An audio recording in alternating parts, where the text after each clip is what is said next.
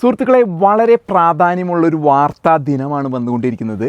അതിനിടയിൽ ഞങ്ങൾ ഇപ്പോൾ ഭക്ഷണം വൈകുന്നേരത്തേക്ക് ഒരു ഡിന്നർ റെഡിയാക്കി ബാർബിക്യൂ സെറ്റ് ചെയ്ത് കൊണ്ടിരിക്കുന്നതിനിടയിൽ ഞങ്ങൾ ഇത്തിരി ചിക്കൻ ലെഗ് ക്വാർട്ടേഴ്സ് ഇത് മാരിനേറ്റ് ചെയ്ത് വെച്ചിരുന്നതായിരുന്നു.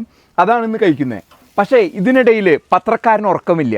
വളരെ പ്രാധാന്യമുള്ള കുറച്ച് വാർത്തകളാണ് വന്നുകൊണ്ടിരിക്കുന്നത്. ആദ്യമായിട്ട് വളരെ ദാരുണമായ സംഭവം, നമ്മുടെ മാതൃരാജ്യത്ത് ഒരു 250ഓളം ജനങ്ങൾ എയർ ഇന്ത്യ വിമാനം അവരോട് അനുശോചനം അറിയിക്കട്ടെ. വളരെ ദുഃഖമുണ്ട്. കാരണം ആരുടെയും മരണം നമുക്കൊരു വേദന ഉളവാക്കുന്ന സംഭവമാണ്. പക്ഷെ അതൊരു വളരെ വേദനാജനകമായിട്ടുള്ള സംഭവം ഗുജറാത്തിൽ സംഭവിച്ചിരിക്കുന്നു. അതോടൊപ്പം തന്നെ ഇസ്രായേൽ ഇറാനെ ആക്രമിച്ചിരുന്നു.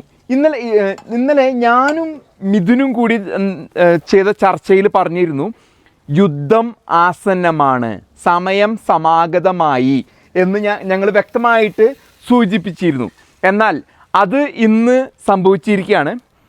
അപ്പം നമുക്ക് ഈ ചിക്കനോടൊപ്പം ഇന്നുള്ളത് ഇത്തിരി ബീഫ് ബുൽഗോഗിയും കൂടിയുണ്ട്. അപ്പോൾ ഈ ബീഫ് ബുൽഗോഗി ഇതിപ്പോൾ അടുപ്പത്ത് വെച്ചതിന് ശേഷം നിങ്ങളുമായിട്ട് സംവദിക്കുക. അപ്പോൾ വാർത്താ ദിനം, ഇറാൻ ഇസ്രായേലിനെ, ഇത്ര നാൾ ഇറാൻ പറഞ്ഞിരുന്ന കളിയല്ല death to America, death to Israel, അങ്ങനെ അഹങ്കാരത്തിൻ്റെ ഒരു ഇതായിരുന്നു. മിഥുനും വന്നിട്ടുണ്ട്. മിഥുനും നമ്മളുടെ ചർച്ചയിൽ ചേരാണ്. അപ്പോൾ ഞങ്ങളുടെ ഡിന്നർ സമയത്താണ് ഞങ്ങൾ ഈ ചർച്ച നടത്തുന്നത്. അപ്പം ഞങ്ങൾ ഇത്തിരി തിരക്കിലാണ്. കാരണം അതുകൊണ്ട് പക്ഷേ പത്രക്കാർക്ക് വെറുതെ ഇരിക്കാൻ പറ്റില്ലല്ലോ. അല്ല, ഇത്തിരി ഒന്ന് ചൂടായിട്ട് ശേഷം നമുക്കിത് ക്ലോസ് ചെയ്യണം. പക്ഷേ ജനങ്ങൾ കാത്തിരിക്കണം വാർത്തയ്ക്ക് വേണ്ടിയിട്ട്. അപ്പോൾ വിക്ടർ ഭായ് എപ്പോഴും പ്രൈസിംഗ് ലൈൻ ആരംഭിച്ചിരിക്കുകയാണ്. അതായത് ഇസ്രായേലിൻ്റെ ഫൈനലി ഇസ്രായേൽ അടിക്കാൻ തീരുമാനിച്ചു ഇറാൻ. ട്രംപ് കയറി ഏകദേശം 4 മാസമായി. 4 മാസമായിട്ട് ട്രംപ് പറഞ്ഞിരുന്നു വെയിറ്റ്. അതായത് ഒരുപാട് റൗണ്ട് ചർച്ചകൾ പല രാജ്യങ്ങളിലും ഇറാനും ഇസ്രായേലും ഒന്നും ഫലവത്തായില്ല. അവസാനം എന്ത് സംഭവിച്ചു എന്ന് വെച്ചാൽ, അവസാനം കഴിഞ്ഞ ആഴ്ച ട്രംപ് ഗ്രീൻ ലൈറ്റ് കൊടുത്തു എന്നാണ് പറയുന്നത്. ആർക്ക്? ഈ പറയുന്ന ഇസ്രായേലായിട്ട് move ahead and strike Iran. ഏകദേശം 300 കേന്ദ്രങ്ങളിലാണ് ആക്രമണം നടത്തിയിരുന്നത്. പറയൂ, വിശദമായി പറയൂ. അല്ല, ട്രംപ് അപ്പോഴും അമേരിക്ക, ഇന്ന് മാർക്കോ റൂബിയോ പറഞ്ഞിട്ടുണ്ട്, അമേരിക്ക ഇതിൽ ഒരിക്കലും ഭാഗമല്ല എന്നാണ് ഇപ്പോഴും പറഞ്ഞിരിക്കുന്നത്. നമുക്ക് ഇത്തിരി പിന്നോട്ട് നിൽക്കാൻ തോന്നുന്നു ക്യാമറയുടെ ഇത്. അമേരിക്ക ഇതിൽ ഭാഗമല്ല എന്നാണ് ഇപ്പോഴും പറഞ്ഞിരിക്കുന്നത് Marco Rubio, secretary of state Marco Rubio വ്യക്തമായി പറയുകയാണ്. റൈസിംഗ് ലയൺ എന്നുള്ള ആക്രമണത്തിന് ശേഷം, അതായത് സർജിക്കൽ അറ്റാക്ക് എന്ന് പറഞ്ഞിരിക്കുന്നത്, നെതന്യാഹു അഡ്രസ് പറയുന്നത് this fight is four America, അല്ലെ, അമേരിക്കയ്ക്ക് വേണ്ടി. അല്ല, അദ്ദേഹം ഇപ്പൊ തന്നെ നമ്മൾ അദ്ദേഹത്തിന്റെ വാർത്താ സമ്മേളനം കാണുകയുണ്ടായി. അദ്ദേഹം പറയുകയുണ്ടായി, കാരണം എന്നും ഡെത്ത് ടു ഇംഗ്ലീഷിലാണ്, അതല്ലെങ്കിൽ ഇസ്രായേൽ ജനത്തെയാണ് അദ്ദേഹം അഭിസംബോധന ചെയ്യുന്നിരുന്നെങ്കിൽ ഒരു പക്ഷേ ഹീബ്രുവിലായിരിക്കും അദ്ദേഹം സംസാരിക്കാറ്. എന്നാൽ ഇന്ന് അദ്ദേഹം ചേർക്കുന്ന ഇത് പറഞ്ഞിരിക്കുന്നത് ഇംഗ്ലീഷിൽ അമേരിക്കൻ ജനതയോട്. കാരണം ഇത്ര നാളും ഇറാന്റെയും ടെഹ്റാന്റെയും തെരുവുകളിൽ death to America, death to Israel എന്നാണ് പറഞ്ഞിരിക്കുന്നത്. ഒരു കാര്യം വളരെ വ്യക്തമാക്കി പറഞ്ഞു നെതന്യാഹു പറഞ്ഞെന്ന് പറയുന്നത്, ഇന്ന് ഇസ്രായേലിലേക്ക് അവർ അയച്ചിരിക്കുന്നു ബലിസ്റ്റിക് മിസൈൽ. ഈ ബലിസ്റ്റിക് മിസൈൽ നാളെ എവിടേക്ക് അയക്കാം? ലണ്ടനിലേക്ക് അയക്കാം, നാളെ അമേരിക്കയിലേക്ക് അയക്കാം എന്ന് വളരെ വ്യക്തമാക്കി പറഞ്ഞിരിക്കുന്നു. This war is four America എന്ന് വ്യക്തമാക്കി പറഞ്ഞിരിക്കുകയാണ്. അതെ, താങ്കളുടെ അഭിപ്രായം പറയും. അതാണ് ഞാൻ പറഞ്ഞു വരുന്നത്. കാരണം ഇത്ര നാളും ഡെത്ത് ടു അമേരിക്ക അഹങ്കാരം മാത്രം, അതായത് ഒരു ചർച്ചയ്ക്കും തയ്യാറല്ല. ഇന്ന് നെതന്യാഹു പറഞ്ഞ പോയിന്റിലാണ് ഞാൻ പിടിച്ചിരിക്കുന്നത്. നെതന്യാഹു പറഞ്ഞു, 3000 വർഷം മുമ്പ് മോശ നൽകിയ വാക്തത്വ ഭൂമി, മോശ നയിച്ചു കൊണ്ടുവന്ന ഇസ്രായേൽ ജനതയെ ഈജിപ്തിൽ നിന്ന് മോചിപ്പിച്ചു കൊണ്ടുവന്ന വാക്തത്വ ഭൂമി. എന്നും എപ്പോഴും ഈ ഇസ്രായേൽ നേതാക്കന്മാർ കോട്ട് ചെയ്യുന്ന സമയത്ത് അവർ ബൈബിൾ കോട്ട് ചെയ്യും. അത് ബൈബിൾ പഴയ നിയമം കോട്ട് ചെയ്യും. അവർക്ക് മോശയും സോളമൻ രാജാവ് പണിത അലക്സ ഇന്ന് സുലൈമൻ നബി പിടിച്ചെടുത്തു എന്നും പറഞ്ഞിട്ടാണ് അവർ പിടിച്ചുകൊണ്ടിരിക്കുന്നത്. വളരെ വ്യക്തമായി ചോദ്യം താങ്കളോട്, ഈ നീക്കം, ഈ surgical attack will it stop? ഇല്ല, ഇത് ഇനി ഇറാൻ തിരിച്ചടിക്കുമോ എന്നുള്ളതാണ് എന്റെ ചോദ്യം. ചോദ്യമല്ല, ചോദ്യം തിരിച്ചടിക്കും എന്നല്ല ചോദ്യം. ഞാൻ പറയുന്നത് ഈ പറയുന്ന ഇസ്രായേലിനെ അടിച്ച്, ഇസ്രായേൽ 3 കേന്ദ്രങ്ങൾ അടിച്ചിരിക്കുകയാണ്. അവരെ ന്യൂക്ലിയർ സയന്റിസ്റ്റ് ഇല്ലാതാക്കിയിരിക്കുന്നു, അവരുടെ ചീഫ് ഓഫ് ഗാർഡ് ഇല്ലാതാക്കിയിരിക്കുന്നു. എന്റെ ചോദ്യം താങ്കളോട് ചോദിക്കാൻ പോവുകയാണ്. പറയുന്നത്, ഇത് ഇസ്രായേൽ അവരെ പുറകോട്ട് അടിക്കുമോ, അവരിന് മുന്നോട്ട് പോകുമോ ഇറാൻ? ഒരു പക്ഷേ നമ്മൾ ഇന്നലെ നടത്തിയ ചർച്ചയുടെ വേറൊരു ഭാഗമായിട്ടാണ് നമ്മൾ ഇതിപ്പോഴും ചർച്ച ചെയ്തുകൊണ്ടിരിക്കുന്നത്. ഒരു പക്ഷേ നമുക്കിത് ചൂടാവുന്ന വരെ നമുക്ക് അപ്പുറത്തിരുന്ന് സംസാരിക്കാം, അല്ലേ? താങ്കളിരിക്കും, ഞാൻ ക്യാമറ സെറ്റ് ചെയ്യാം, ലൈവിൽ ഇരുന്നോളൂ. അല്ലല്ല, അങ്ങനെയല്ല, ഞാൻ തിരിച്ചു വയ്ക്കാം. അപ്പം നമുക്ക് ടേബിളിൽ ഇരുന്ന് നമുക്ക് ജനങ്ങളോട് മാധ്യമപ്രവർത്തനം, താങ്കൾ അവിടെ ഇരുന്നോളൂ, ഞാനൊരു ചെയറിൽ വന്നിരിക്കാം. ഓക്കെ, താങ്കൾ അവിടെ ഇരുന്നോളൂ, ഞാൻ ഇതിൻ്റെ സൈഡിലായിട്ട് വന്നിരിക്കുന്നുണ്ട്. പോസ് ചെയ്യേണ്ട ആവശ്യമില്ല. നമ്മുടെ ജനങ്ങളല്ലേ, നമ്മുടെ പ്രേക്ഷകരല്ലേ, അവർ കാണട്ടെ. നമ്മൾ എന്താണ് ചെയ്യുന്ന വാർത്തയിൽ നമ്മൾ ഒന്നും ഒളിച്ചു വെക്കുന്നില്ല, എഡിറ്റ് ചെയ്യുന്നില്ല, നേരെ പറയാണ്. അപ്പം ഞാൻ പറയുന്നത് നമ്മൾ മനസ്സിലാക്കേണ്ടത് ഇറാൻ എന്നുള്ളത് ഒരു ഷിയ രാജ്യമാണ്. താങ്കളിപ്പോൾ നേരത്തെ സൂചിപ്പിച്ച അസാസിനേഷൻ ഞാൻ ഇതിനിടയിൽ ക്യാമറ ഒന്ന് സെറ്റ് ചെയ്ത് താങ്കൾ സംസാരിച്ചോളൂ. അസാസിനേഷനാണ് ചെയ്തിരിക്കുന്നത്. അസാസിനേഷൻ എന്ന് പറഞ്ഞാൽ ഈ അവരുടെ നേതാക്കന്മാരെ മുമ്പ് ട്രംപ് കഴിഞ്ഞ 2016 മുതൽ 2020 വരെയുള്ള കാലഘട്ടത്തിൽ ഈ അങ്ങനെ ഒരു ആക്രമണം നടത്തിയിരുന്ന സമയത്ത് അദ്ദേഹം ചെയ്തിരുന്നത് സുലൈമാനി എന്ന ആളെ ഇറാഖിൽ വെച്ചിട്ട് ജനറലിനെ വിക്ടർ ഭായ് വളരെ വളരെ വ്യക്തമായി ജനങ്ങൾ അറിയാൻ ആഗ്രഹിക്കുന്ന സംഭവം എന്ന് പറയുമ്പോൾ നടന്ന സംഭവങ്ങളെ പറ്റി വിശദീകരിച്ച് പറയട്ടെ. എനിക്ക് 2 മിനിറ്റ് തരും. നടന്നിരിക്കുന്ന സംഭവം എന്ന് പറയുന്നത് ഇറാൻ ഇസ്രായേലിൽ ഇപ്പോൾ ചെയ്തിരിക്കുന്ന ടാർഗറ്റ് അസാസിനേഷൻ ആണ്. ആരൊക്കെയാണ് ബോംബ് ഉണ്ടാക്കുന്നതിന് പുറകിൽ?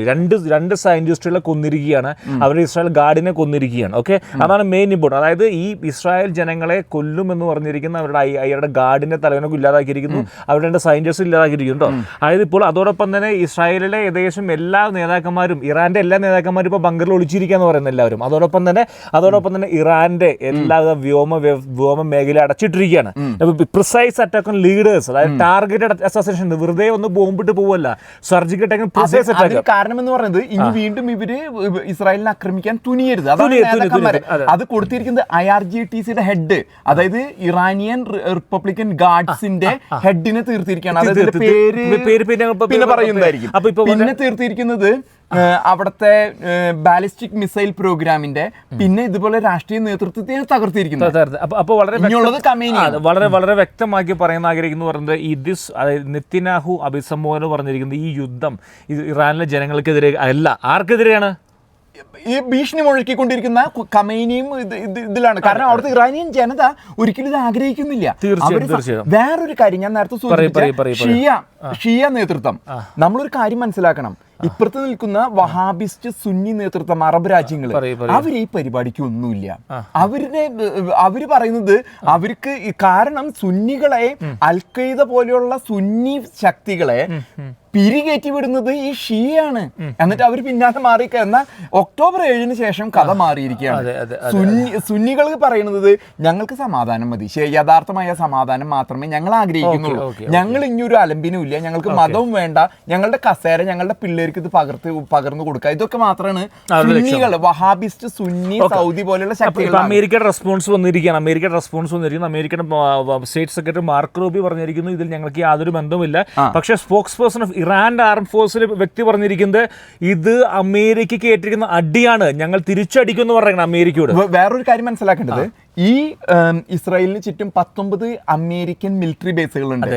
അത് ഖത്തറിലുണ്ട്, സൗദി അറേബ്യയിലുണ്ട്, അബുദാബിയിലുണ്ട്, ബഹ്റിനിലുണ്ട്, കുവൈറ്റിൽ അരിഫ്ജാൻ ഉണ്ട്.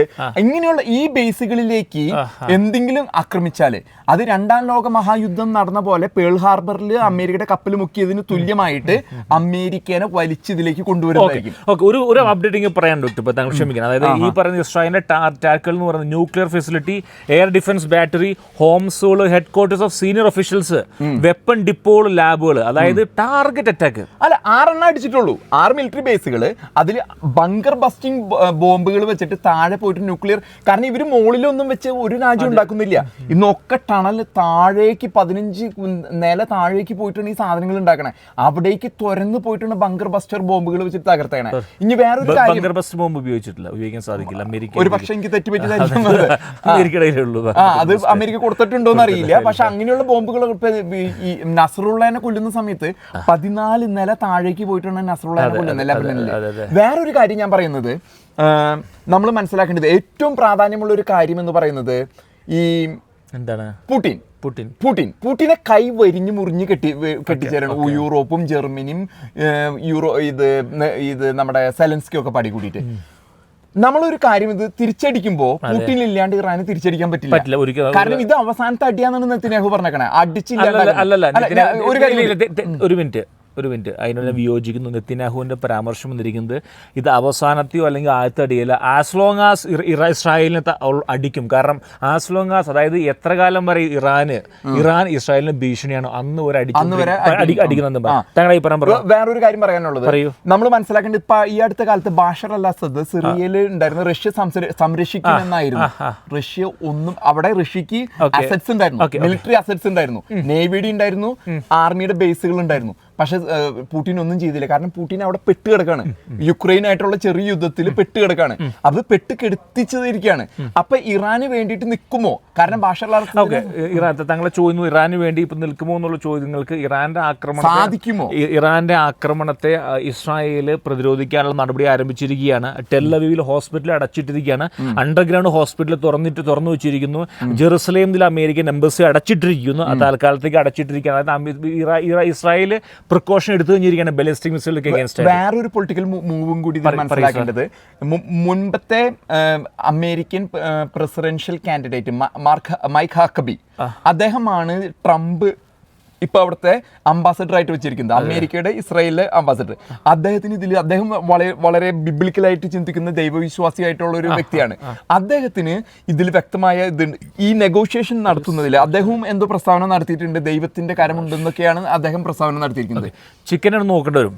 ഞാൻ നോക്കിയിട്ട് വരും, താങ്കൾ സംസാരിച്ചു. അപ്പോൾ തീർച്ചയായും ഇസ്രായേലിനെ ആക്രമിച്ചിരിക്കുന്നു പറയുന്ന അമേരിക്കയിൽ വ്യത്യസ്തമായ അഭിപ്രായങ്ങൾ വരുന്നത്. പ്രതിപക്ഷമായിട്ടുള്ള ഡെമോക്രാറ്റിക് പാർട്ടി പറയുന്നു ഇത് ആത്മഹത്യാപരമാണ്, അമേരിക്കയുടെ എന്താ പറയുന്നത് ഫോഴ്സുകൾക്ക് ഒരു പക്ഷേ നാശനഷ്ടം സംഭവിക്കുന്നു പറയുന്നു.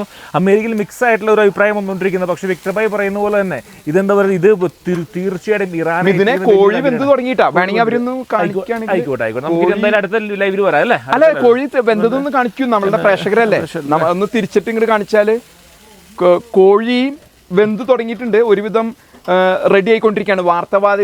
വായനയുടെ ഇടയിൽ നമ്മുടെ കോഴി ഏകദേശം ശരിയായിക്കൊണ്ടിരിക്കുകയാണ്. അതിനോടൊപ്പം ബീഫ് ബുൽഗോഗിയും നമ്മൾ വെക്കുന്നുണ്ട്. ഫ്രെയിം ശരിയല്ലേ മിഥുനെ?